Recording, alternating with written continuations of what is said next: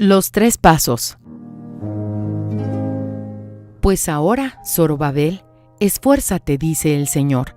Esfuérzate también, Josué, hijo de Josadac, sumo sacerdote, y cobrad ánimo, pueblo todo de la tierra, dice el Señor, y trabajad porque yo estoy con vosotros, dice el Señor de los ejércitos. Según el pacto que hice con vosotros cuando salisteis de Egipto, así mi espíritu estará en medio de vosotros. No temáis. Ageo capítulo 2, versículos 4 y 5. Dios les da 3 órdenes a quienes tienen una alianza con Él. 1. Esfuércense. Como ya vimos, nuestra fuerza está directamente relacionada a nuestra fe. Y cuando digo fe, obviamente no quiero decir religión.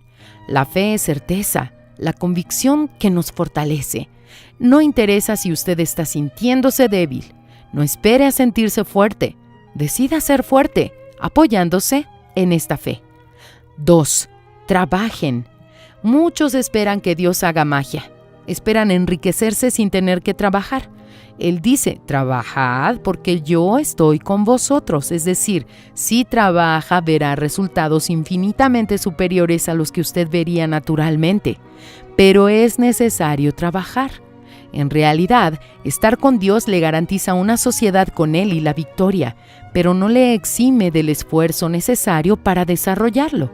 Dios quería el templo reconstruido, pero necesitaba el trabajo de aquellos hombres para eso. Dios hace una sociedad con nosotros. Nuestra parte es el trabajo. Su parte es darnos las condiciones y el resultado. 3. No tengan miedo. Según el pacto que Él hizo con nosotros, tenemos la garantía de que el Espíritu de Dios habita en medio de nosotros. Y si el propio Dios está con nosotros, ¿a qué podemos temerle? Él nos da la certeza de que hará según el pacto que hizo con nosotros. Por eso es imprescindible tener una alianza con Él para que pueda tener que cumplir. Certifíquese de que está siguiendo estos pasos y vea el resultado.